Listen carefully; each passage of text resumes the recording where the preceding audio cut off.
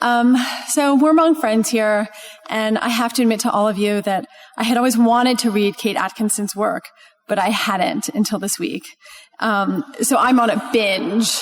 I almost called in sick to work yesterday because I'm like, I need to finish. And the circles under my eyes are absolutely Kate's fault. As you all know, she's the author of numerous novels, including the best-selling Life After Life and Behind the Scenes at the Museum and the Jackson Brodie novels. And she is the winner of just countless literary awards, including the Costa and the Whitbread.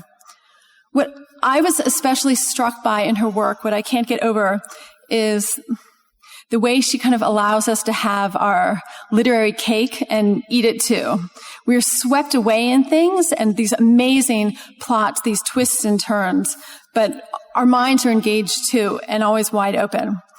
Her newest novel, Transcription, is like the pinnacle of this amazingness. It tears apart the genre and conceits of spy fiction while allowing us both the pleasure of this super twisty, amazing plot and the pleasure of seeing inside it, seeing the nuts and bolts of it and the scaffolding of the way the genre works.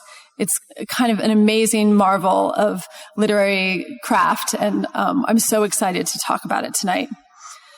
Tonight, Kate will be talking with one of PNP's most beloved literary citizens, Madhulika Sikka. Madhulika has contributed to our conversation, our cultural conversation, as an author, a producer, and now as executive producer of audio at the Washington Post. Please help me welcome Madhulika Sikka and Kate Atkinson.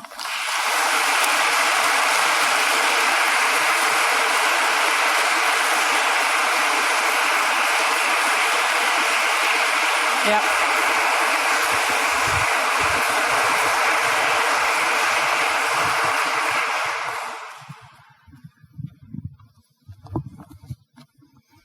Thank you.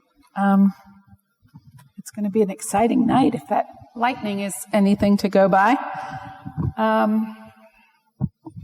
Well, Kate, it's lovely to have you here. I know that this room is full of huge fans of yours, and I have to say I'm a huge Kate Atkinson fangirl, so of course I had to do this event when I was asked.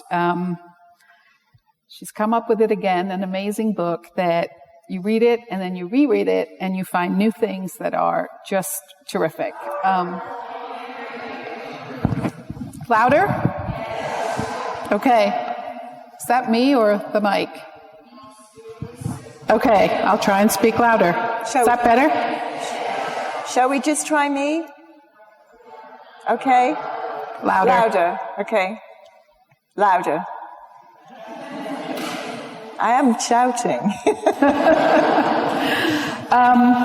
So I think Liz told you a bit about this book. Kate is going to read some, and we're going to have a discussion about it. The broad strokes are it's a spy novel, but it's so much more than that, and it's set in World War II London. And for those of you who've read Kate's last two books, you know how great she is at evoking London during wartime, and this is no exception. So, Kate, do you want to do a little bit of an introduction to what you're going to be reading? I will. When this little passage takes place, Juliet Armstrong, our heroine, has been working as a typist in a very tedious job for some time. And her boss is a man called Perry Gibbons. And she has a bit of what would then be called a pash for him. She finds him very attractive. But that's actually not going to be in this bit particularly. But he's offered her the chance to step up and become a real spy. And this is her first rehearsal as a spy, I suppose. She was to be a spy at last. Her nom de guerre was to be Iris Carter Jenkins. I've bumped you up a bit socially, Perry said. Iris grew up in Hampstead. Father was a consultant at St. Thomas's. Orthopedics, bones and so on. Was, she queried. Dead. Your mother too. I thought that would be more authentic, easier for you to play. Must she always be an orphan, Juliet wondered, even in her fictional life? Her main task, he explained, was to try and infiltrate the Right Club. The Right Club is drawn from the establishment, he said, a membership peppered with the names of the great and the good. There's a book, supposedly, the Red Book, that lists them all. We would very much like you to try and get your hands on it. As an extra lure for them, you, in the shape of Iris Carter Jenkins, work in the War Office, something clerical. You have a boyfriend in the Navy, a lieutenant, Scottish. Ian, he's on HMS Hood, a battle cruiser. I've given your mother some rather tenuous connections to the royal household. You'll be their kind of people, or at least you appear to be. Don't let your imagination run away with you, Miss Armstrong. Iris isn't real, don't forget that. But how can she not be, Juliet thought. She's me and I'm real. And don't get the two confused. That way madness lies, believe me. Stick close to the truth if you can, Perry continued. It means you're less likely to slip up. You are, for example, perfectly free to like shepherd's pie and the colour blue and lily of the valley and Shostakovich, though God knows why, he laughed good-naturedly. What a lot he knew about her. She wasn't even sure how. When had she ever talked about shepherd's pie to anyone? Or Shostakovich, for that matter? What other things about her did he know?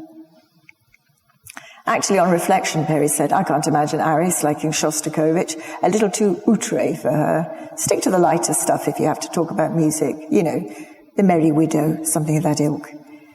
It's in the details, Miss Armstrong, never forget that. You can essentially be you, the essence of you, as it were. You just can't be Juliet Armstrong, who works for MI5.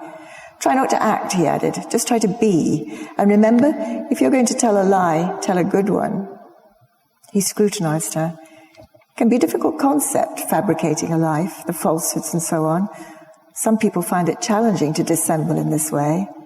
Not me, Juliet thought. Juliet's a pathological liar, I should add in this print. I'm going to start, Perry said, by sending you to the Russian Tea Room in Kensington. A rehearsal, if you like. It's a hotbed of pro-Nazi sentiment. The Right Club holds its meetings there. Drop in and have a cup of tea in the tea room. Show your face. I've set up a little test for you to rehearse your character, as it were. A test?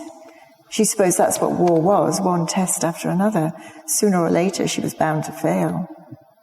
He opened a drawer in his desk and took out a gun. So it was not just paper clips and rubber bands in the big roll-top desk. The gun was a little pocket one, a Mauser, he said. For a dizzying moment, Juliet wondered if he was going to shoot her. But he said, here, keep it in your handbag. Only use it as a last resort, of course. A gun, she said. Yes, just a small one. It was a tea room, for heaven's sakes, not a Wild West saloon. Still, she rather liked the way the little gun nestled so comfortably in her hand.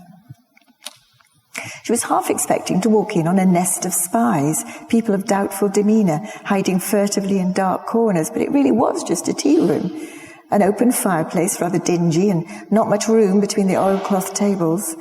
There were bentwood chairs and a scattering of quite ordinary people sitting on them, none of whom looked like fascist sympathisers, but then how could you tell what anyone was in their heart, really? She conducted a covert study of the customers.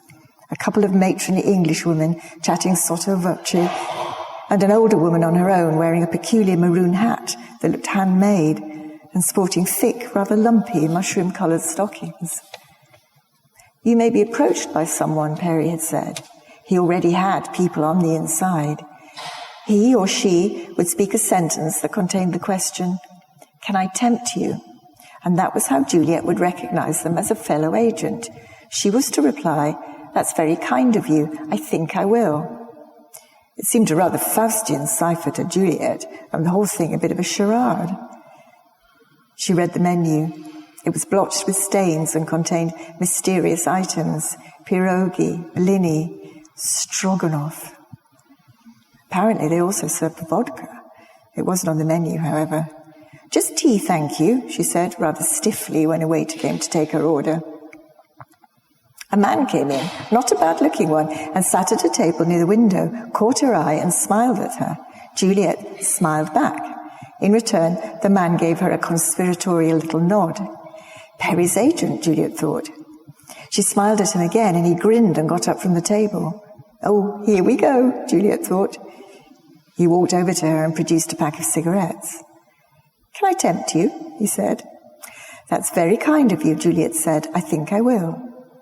She took a cigarette and he sat down on the chair next to her and leant in to light it with a match. "Dennis," he said. "Iris Carter Jenkins," she responded. It was the first time she'd said her code name to anyone other than her reflection in the mirror. Sorry. She could almost feel Iris inflating, taking on life like a butterfly newly emerged from its chrysalis.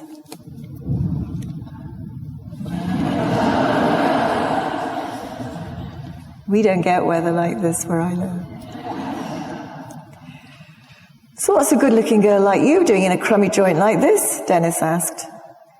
Was he basing his own character on someone in a film? A gangster by the sound of it. Juliet had no script beyond the initial temptation. This was all part of the test, wasn't it? To play it by ear. "Well," she said, "I live quite nearby." "Do you now?" He'd remained uncomfortably close after lighting a cigarette, and she was taken aback when he put his hand on top of hers and said, "Close by, eh? That's handy. Shall we get out of this dump?" He took his wallet out and said, "What's the damage?" Juliet was confused. Was he offering to pay her for something? Out of the corner of her eye, she saw the maroon-hatted woman get up from her table and advance towards them. Arriving at the table, she grabbed Juliet's other hand and said, "Iris, isn't it? You're a friend of my niece, Marjorie." She smiled at Dennis and said, "So sorry, but Iris and I have such a lot to catch up on." "Afraid we were just going," Dennis said, standing up. "Weren't we, Iris?" He pulled her to her feet, but the maroon-hatted woman still held on rather tightly to her other hand. Ignoring Dennis, she said to Juliet, "Did you know that Marjorie's living in Harpenden now?" "Why, no," Juliet said, deciding to take her cue from the woman. "I thought Marjorie was in Berkhamsted." Wouldn't this have been a better coded exchange, less liable to misinterpretation? The two of them began to conduct a tug-of-war, with Juliet as the prize in the middle, and she wondered if they would only be satisfied when they'd succeeded in pulling her apart. Luckily, Dennis, sensing a tenacious opponent in the woman in the maroon hat, let go of the trophy and retreated to his table, muttering what may well have been obscenities. The victoress sat down without being invited and said to Juliet, "Can I tempt you to the verushka?" Juliet was puzzled. It sounded as though she was being offered a veruca. Luckily, it turned out to be some kind of cake. "It's the speciality here," the woman elucidated, "and it's really rather good." "That's very kind of you," Juliet said. "I will." "You will, or you think you will." For heaven's sakes, Juliet thought, how ridiculous. "I think I will." "Good. I'm Mrs. Ambrose, by the way," Mrs. Ambrose said.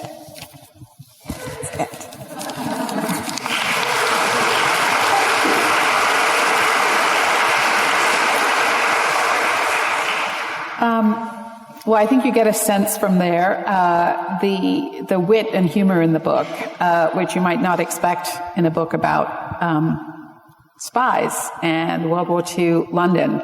Now, the basic premise of the book, I think most of you know, is that Juliet is hired by MI5 to transcribe conversations that are happening in a flat where a group of fifth column Nazi sympathizers are meeting with a MI5 agent pretending to represent the Gestapo. And she is keeping on top of the conversation, listening and typing and often getting very bored of what she's hearing. And it's based on a true story, right? It is based on a true story. It was something that MI5 released to the National Archives about 3 years ago, when the Official Secrets Act 70-year rule was lifted, because MI5 have periodic releases to the National Archives of entirely at their whim. I mean, I don't know how they decide, but for the first time they released the real name of a man called Jack King, who was the MI5 agent posing as a Gestapo agent, and they released a lot more details.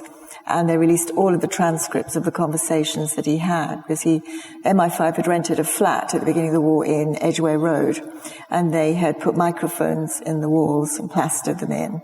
And then Jack King, whose real name was Eric Roberts, had been known to the members of the British Union of Fascists for some time, so they trusted him. So he invited them to the flat, and they would come a lot. I mean, not just every week, but all the time. And they would bring in any information that they thought was useful to the German war cause, not to the British war cause, and all kinds of things. I mean, and a lot of the time they were recruiting other people, or they were rooting out sympathizers as well as bringing all sorts of information. And they died without ever knowing that Jack King was not a Gestapo agent, but was actually an MI5 agent, which I thought was a very tasty detail of this story.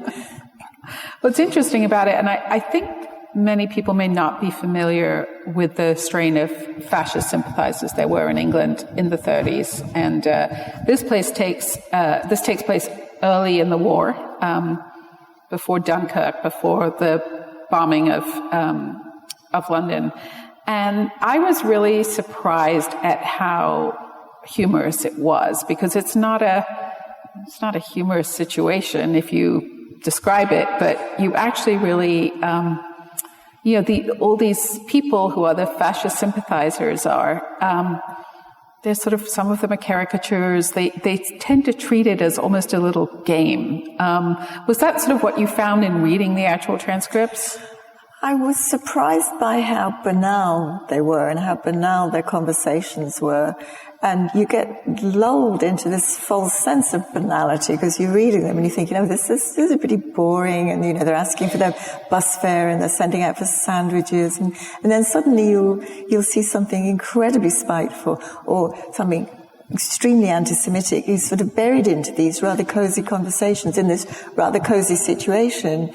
And that takes you by surprise because it's coming out of a very real Englishness in a way. These are very ordinary people. These particular people that he was meeting with are, I suppose at the time he would say they were lower middle class, maybe working class people, not like the Right Club, which Juliet's tasked with infiltrating. They are the top, the creme de la creme of dukes and people like that, MPs. And so there is this extreme ordinariness about them, and then suddenly they'll be like, and she pushed that Jew off the bus, and that was, I didn't have to laugh at that. And it's just, you think, just as an ordinary part of conversation. Mm-hmm. And of course, they think they're telling these things to Jack King, and has this wonderful way in the transcripts, the real Jack King, of just going, oh, I see, yes. So he just leads them out, and they want to talk. They really want to talk. And they do really want to help the German war. They're waiting for the Germans to invade in this period. This is a period of heightened paranoia because, as you say, it's before Dunkirk, before the fall of France. Nobody's been bombed. Everyone is suspicious. It's the enemy within, the fifth column, these fascists who are dreaded more than the enemy without. Mm-hmm. No, it's really, it's a detail. You do feel that banality. It's quite extraordinary. Now, Juliet, where did she come from? She's an orphan. She's sort of flailing a little bit. She finds somehow some purpose, sort of, because she gets caught up in, she's working for MI5. There is some daring do as she becomes a spy herself, and the book does have the requisite, invisible ink and hidden microphones and things like that. She's a complex character. How did you come up with her to sort of tell this story?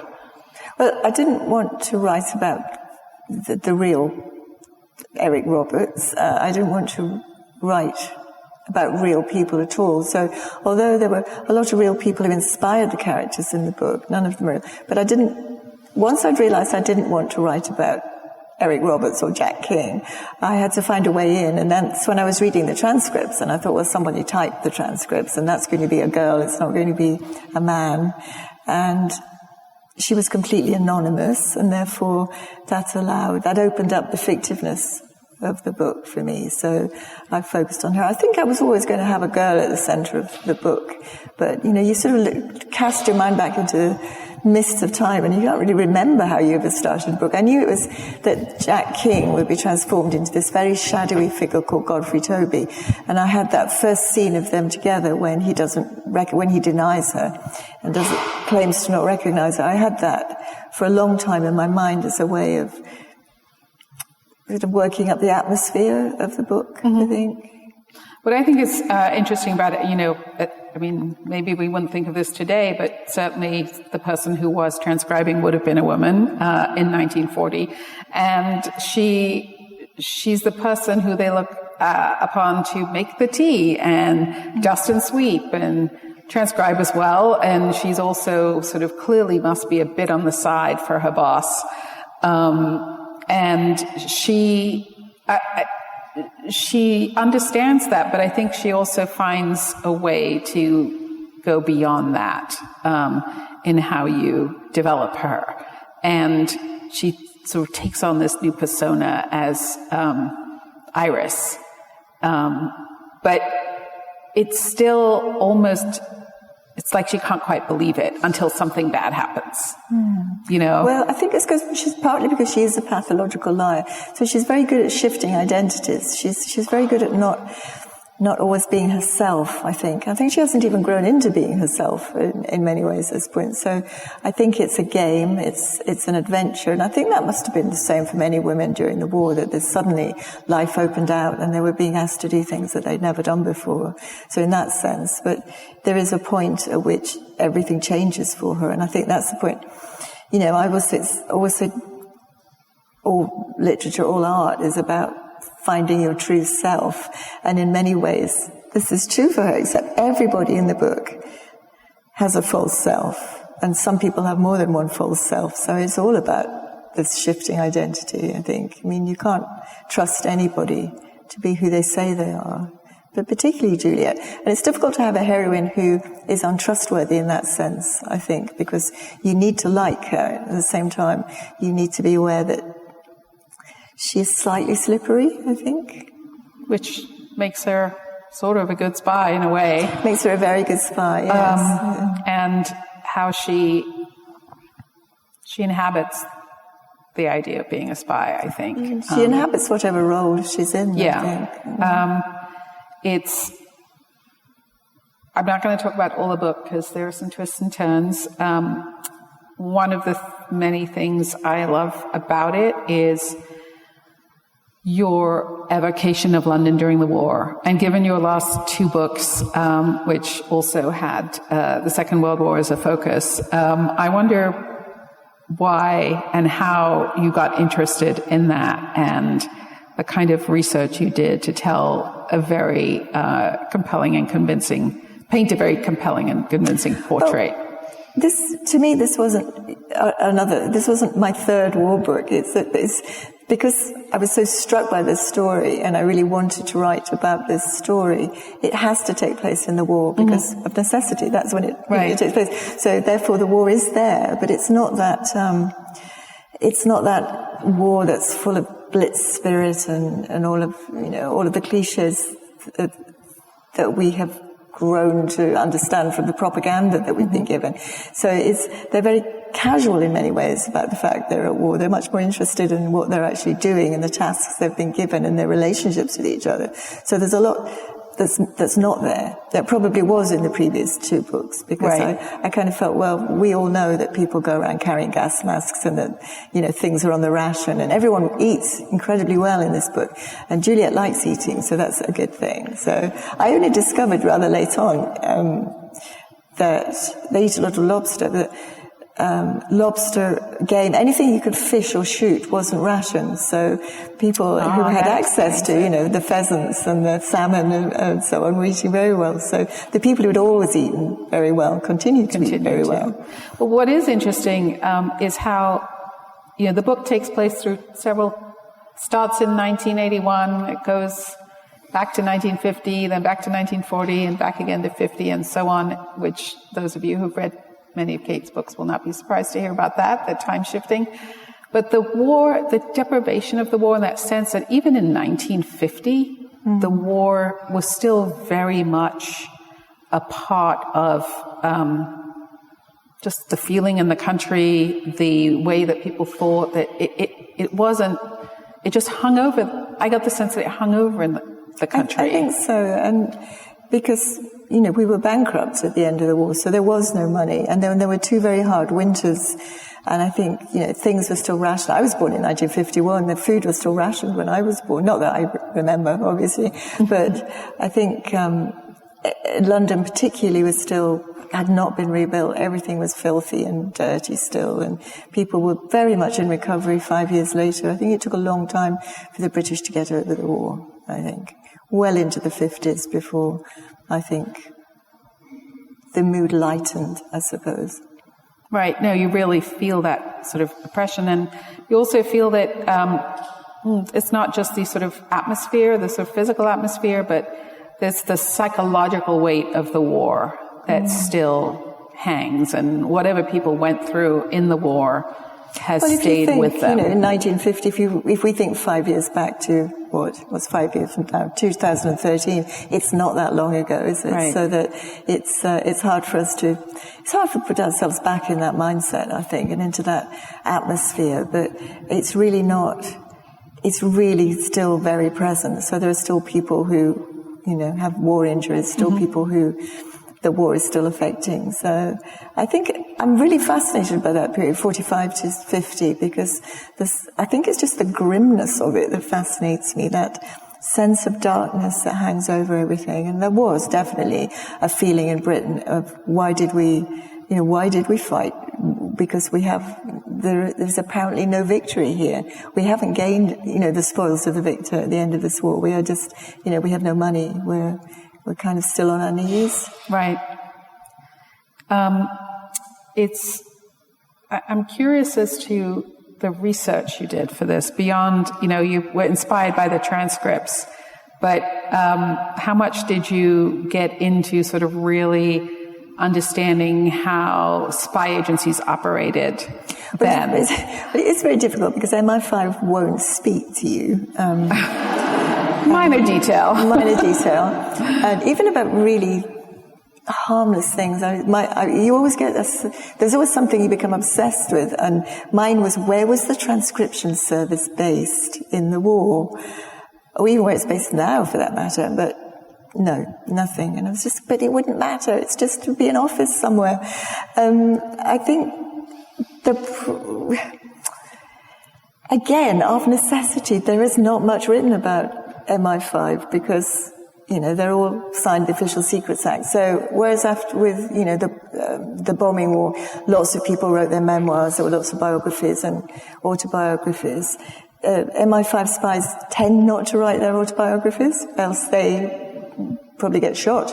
In fact, there's only one really authentic account, which is Joan Miller, which was published in 1981, a very, very slim book, very dubious book, but there was a huge stushy about that because, MI5 tried to prosecute because she'd broken the Official Secrets Act.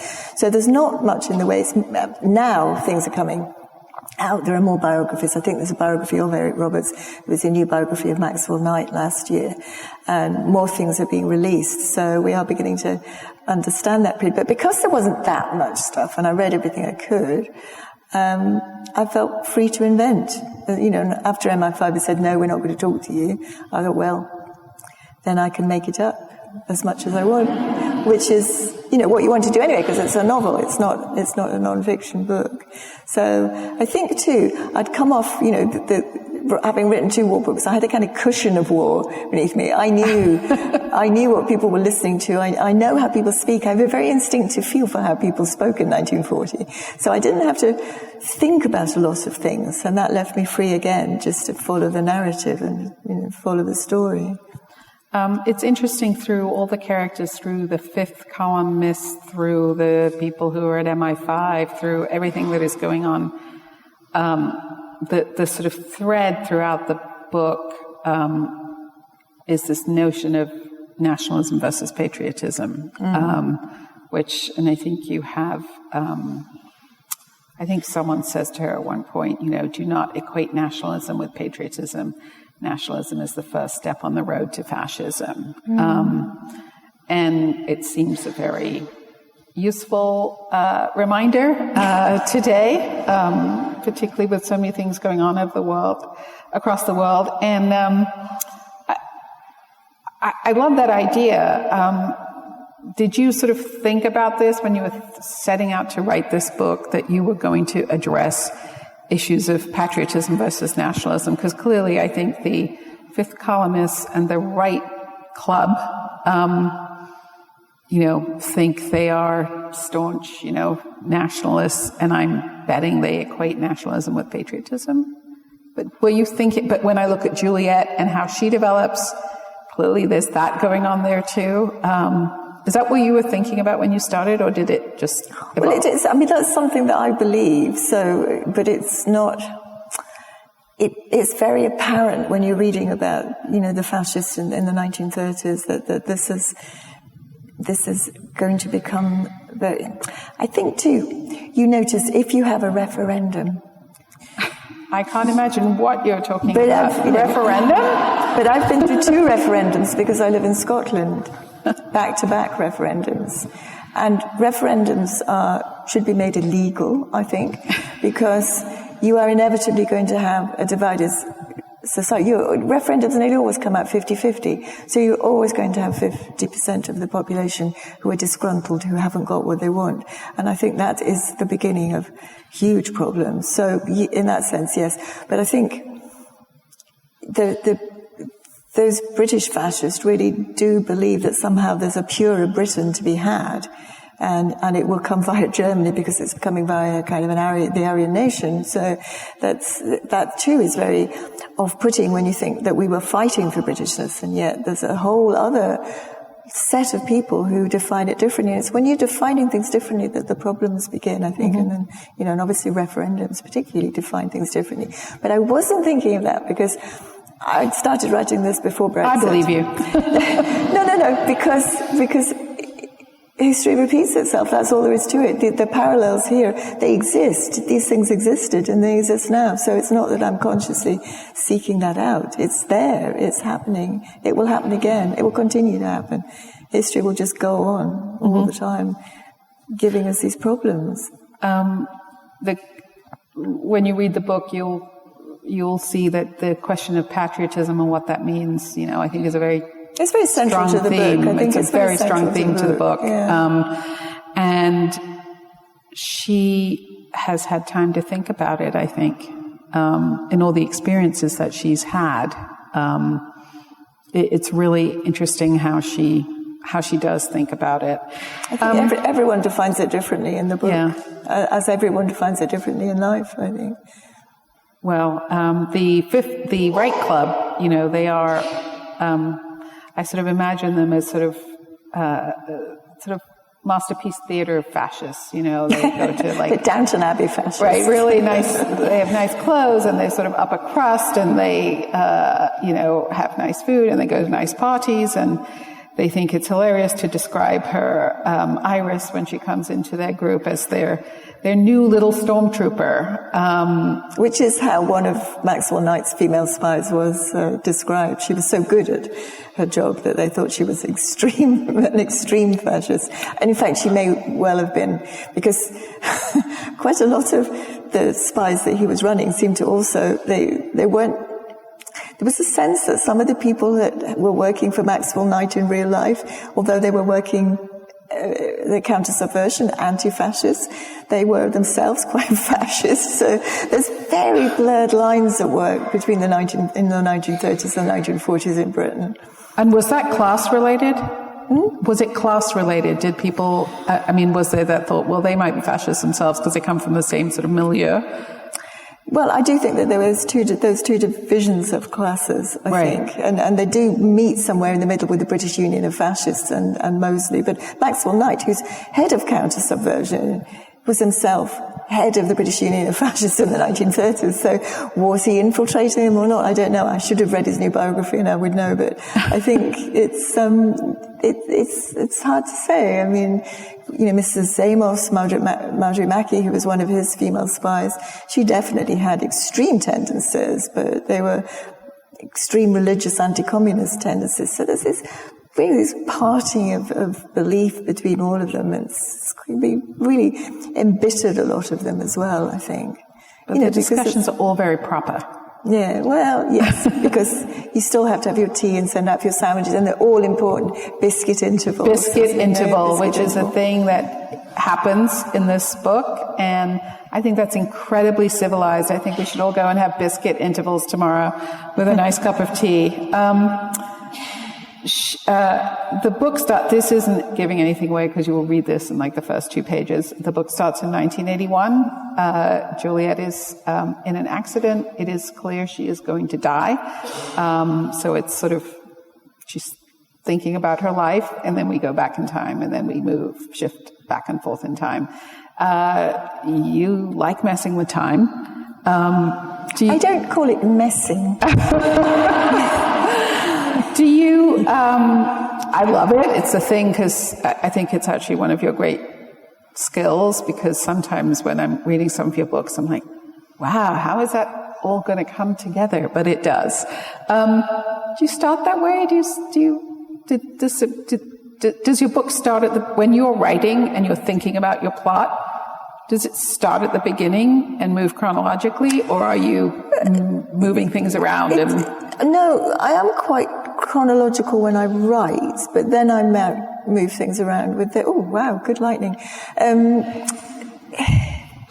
This one, I did move things around a bit more because I couldn't quite settle how those I knew there were 2 time frames, so I couldn't quite work out what was the best way for a reader, actually. I was looking at it from a reader's point of view, because I thought if you chop and change too much, you forget who people are, and you don't get into the feeling of the book. So I did have quite a lot of chopping and changing to begin with, and then I thought, no, we've got to have quite long periods where you can settle into that time. And then, in fact, when you come out of that time, you're like, oh, now we're somewhere else, rather than just constantly going, who was that? Where are we?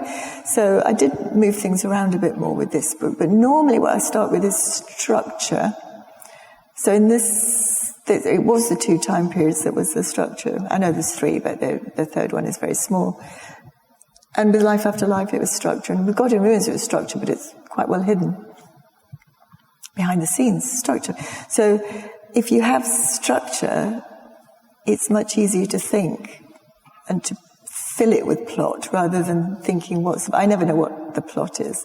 I never think about plot. It's just, the next thing that you're writing in a way. It's a very organic process. So as long as I've got a title and I have the feel of the shape, and I know the beginning and I know the end, then it's a case of kind of filling in the big bit in the middle. The big bit. The big bit in the middle. I've got 1 or 2 more questions, but for those of you who have questions for Kate, if you want to start lining up, I think there's a microphone. Yes? In the front? Oh my God, you have to come to the front. Yeah, it's in the front there. So if you want to line up. Don't do that. That's really embarrassing to have to stand over the question. It's interesting you don't really think about plot in that, I think, a way that those of us who don't write novels think. We read them as such and we think, oh, that's how it must be thought of. One of the things I'm really struck by your writing, and I think this is more of a British thing than it is in America. American novelists end up writing the same kinds of books. They're in a genre, and the expectation is that they will stay in that genre. And, you've written detective books, you've written historical fiction, you've written the spy book. You write what you want to write, it seems to me. Is that how you approach it? Or, have you ever thought, well, this is what I do, and now this is what I must do?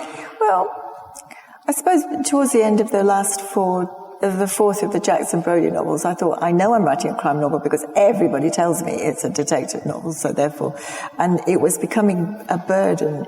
Because I think you become more aware of the parameters of the genre. I think that my job is to defy genre, and it's someone else's job to say, oh, put it on that bookshelf because that's where it belongs. So I don't think like that. I mean, it's stupid, it's at the back of your mind, but I think if you start limiting yourself, I've read very few spy novels. I've read a couple of Le Carre's and that's it. So that I'm not really aware. I mean, I do know how it works, but it's not something I'm really over familiar with.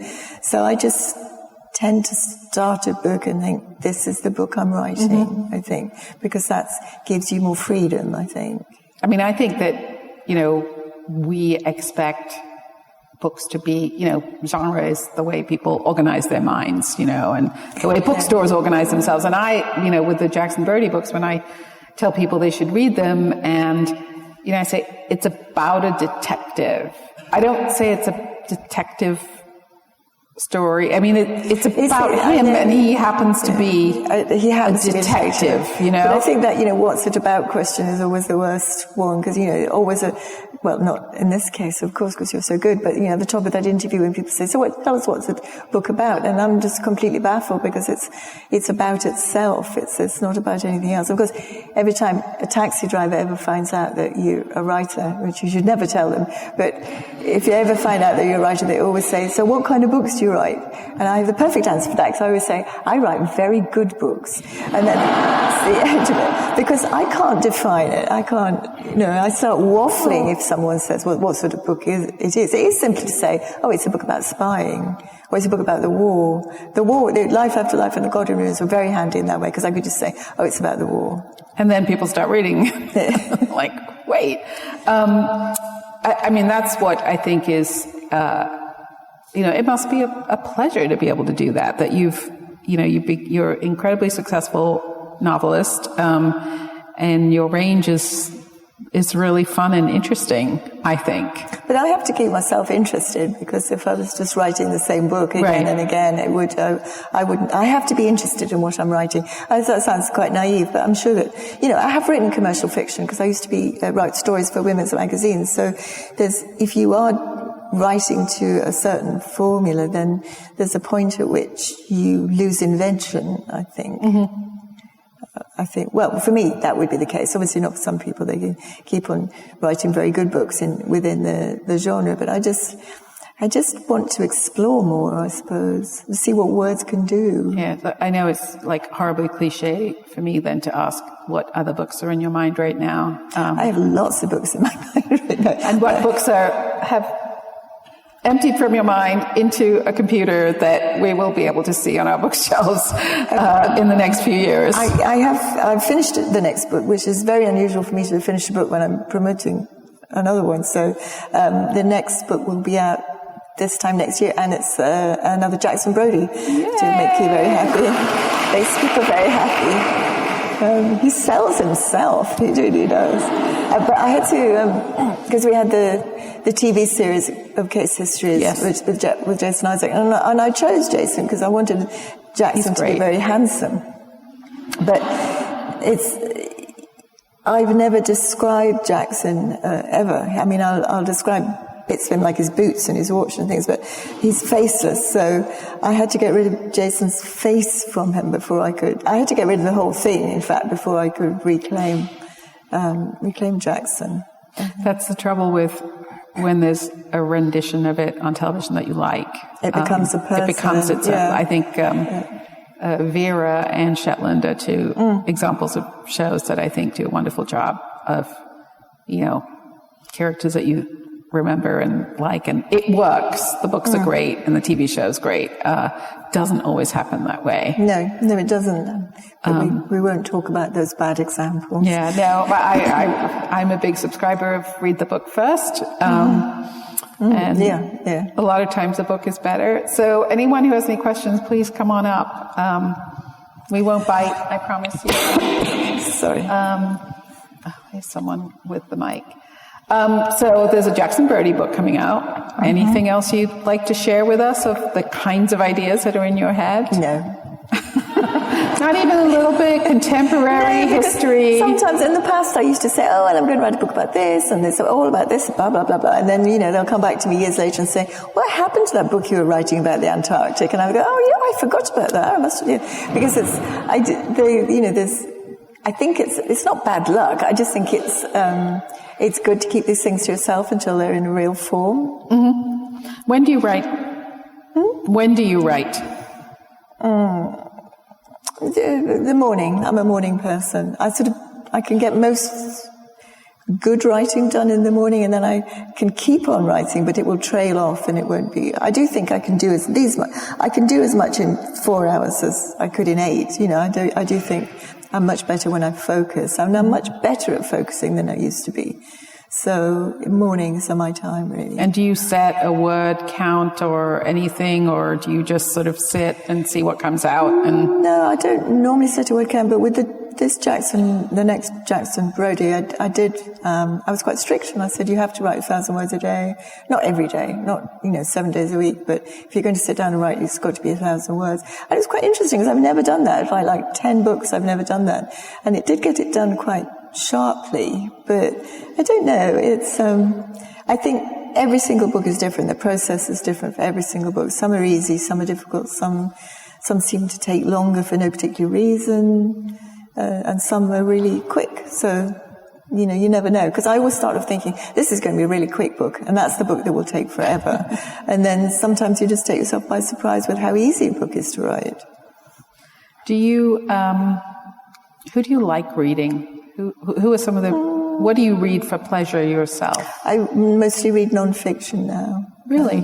Yeah. Because I'm doing a lot of research at the moment, so I feel, but I'm more interested in non-fiction. I find fiction I get sent a lot of books and they're not necessarily good. So if I choose a book, I dispose of a book within a paragraph, so I have no time. I can tell immediately whether I'm going to like a book or whether I think it's good. Oh, yeah. I usually give a book 50 pages. 50? No. Yeah. No. I can probably a page at the most. Wow, that is harsh. It's harsh, but there's a lot of books. Life is short. Life is short. Yeah, you don't have to finish a book. I've enjoyed recently. What have I read recently? I read the new Pat Barker, The Silence of the Girls, which is very good. I read At Freddy's, Penelope Fitzgerald, which I'd never read before, which is very funny. I'm kind of random with my reading. It's sort of whatever takes. It's interesting that you talked about nonfiction, because one thinks a fiction writer was interested in reading a lot of other fiction, but maybe not. I've read a lot of fiction. I'm 67. I've read an awful lot. It's more interesting to learn new things, I think. Right. We've got a question right here. Go ahead. Yes. Oh, yes, you can hear me. So I want to know if you're ever going to do anything with Gloria from One Good Turn, because I really want to find out what happens when she runs away with all of that money. Am I ever going to write about Gloria again from One Good Turn? She is one of my favourite characters. Gloria is a very grumpy middle-aged woman. Yes, we're all grumpy middle-aged women. We understand Gloria. I like Gloria a lot. In fact, she's one of the few characters I sort of carry around at the back of my head. So I quite often find myself thinking, Gloria wouldn't like that, because there's lots of things Gloria doesn't like. Yes, I do wonder what happens to her as well. I have brought back Tatiana in the new Jackson Brodie, but not Gloria. But she may have her time. She is definitely one of my favourite characters, just because I think she's the closest to my heart. I think she speaks a lot of things I'd like to say. But she's not a mouthpiece. But yeah, it's difficult bringing characters back, because you quite often you're really, really fond of a character, and you think it's a shame that you just kill them or let them go. But it's equally hard to bring them back. Lady over there, question? Yes. You want to come and take the mic so people can listen?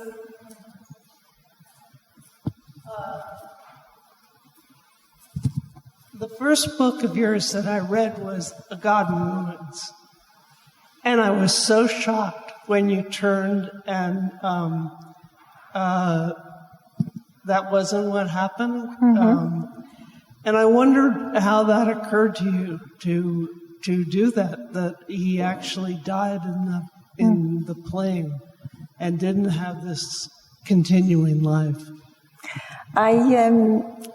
Why did I have such a shocking ending to Oh God in Ruins? I'd always thought, had I always thought that, was I always going to end it like that? I think I was, but I I wanted that ending to be, this is a bit of spoilers if you haven't read the book here, but I just wanted it to be really, I think, moving. Lots and lots of people say to me, oh, I cried when I got to the end of God It was so sad. And I always go, that's fantastic, that's great. Because that's what I wanted. I wanted it to be very powerful. I wanted that shock to happen, I think. Else the book wouldn't have had that kind of force, I suppose. Go ahead. Hello, such an honor to hear you speak. I've loved everything I've read by you. You mentioned that you used to write for women's magazines, and I was just wondering if you would mind talking a little bit about your life before you started writing novels, and if you felt like you had all of these stories in your mind for years that were waiting to burst out, and just kind of how you made that transition. I had my first novel, Behind the Scenes at the Museum, in my mind for a very long time, because I was writing the first chapters as stories, and I could see how I could put it together, and I always had that structure, and I just thought, will I ever finish this before I die, or will I ever write this before I die? Because it was such a monumentally slow process, because I was doing lots of other things. I think I was a home help at the time. So I've done lots of jobs. I've been a legal secretary. I've tutored at university. I've tutored adult literacy. I've been a cleaner. Done all kinds of things. So I was building a writer's CV. And when I published Behind the Scenes, I think I was 43. So many people said to me, oh, you're very old for writing your first novel. I thought, what would I be writing? Well, would I start at 21 and write about being a student? Would I write, I think I got a lot of living out of the way before I started writing, and I think that was good. I worked with old people. They had lots of stories. So I think, and I always felt quite creative. I won the Women's Own Short Story competition in 1985 or 1986, and that was when I started writing for women's magazines. But you can't really earn a living from that at the time, and now you can't earn a living from it at all. But it really taught me how to write, because, you're writing 2,250 words. You've got to have character, you've got to have plot, you've got to have a beginning, a middle, and an end. You need to put your own voice into it, and that's, you got to turn that story on a sixpence. And I used to really enjoy that. It was a challenge. And it taught me about, shape, I think, but also voice, because that mysterious thing, when you go to creative writing classes or you hear people talk about writing, it's always find your voice. And I used to think, what does that mean? I have no idea what finding your voice means. And then I wrote one of the chapters of Behind the Scenes at the museum as a story. And I remember somewhere in the middle of it, I was just writing it, and I thought, this is my voice. I found it. I didn't know I didn't have it, but I found it, and it's been my voice ever since. And it's a curious thing, because it's a mystery.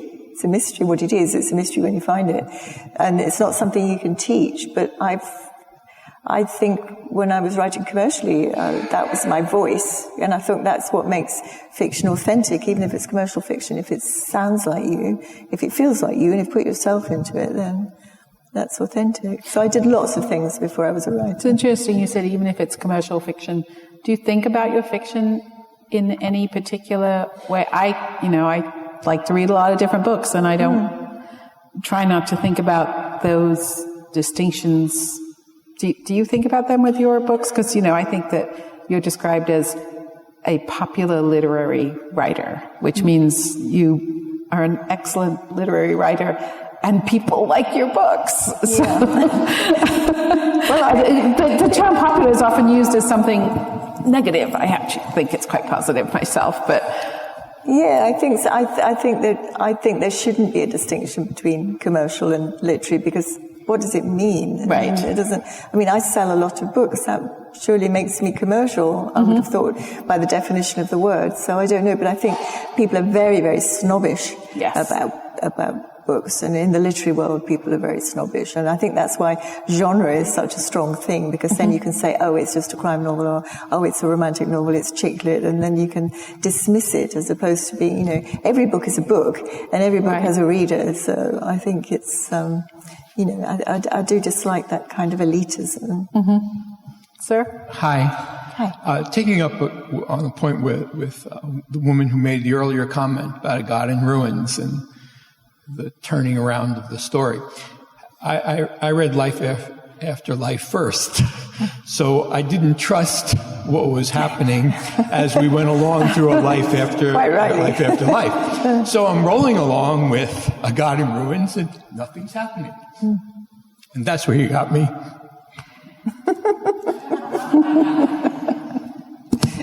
Well, I always think with A God in Ruins, if you're upset by the ending of A God in Ruins, and you've read Life After Life, you'll know that Ursula comes back to life and has lots and lots and lots and lots of lives. So I always think, well, the sadness of A God in Ruins, that life is just one of Ursula's lives, and in other lives it's a completely different outcome. So you can mess about with your concept of time, quite a lot. I say that affectionately. I know. I say too. I think of myself as messing about with time. I think of myself as messing about with words. Really, I think that's what writers are. Well, please carry on messing, because we are all the better for it, and we are lucky readers, and we are lucky to have had the opportunity to spend some time with you this evening. Congratulations on this book, and I'm glad we could bring some dramatic scenery and dramatic scenery inside and outside for your visit to DC. Kate Atkinson, thank you very much. Thank you very much. Thank you.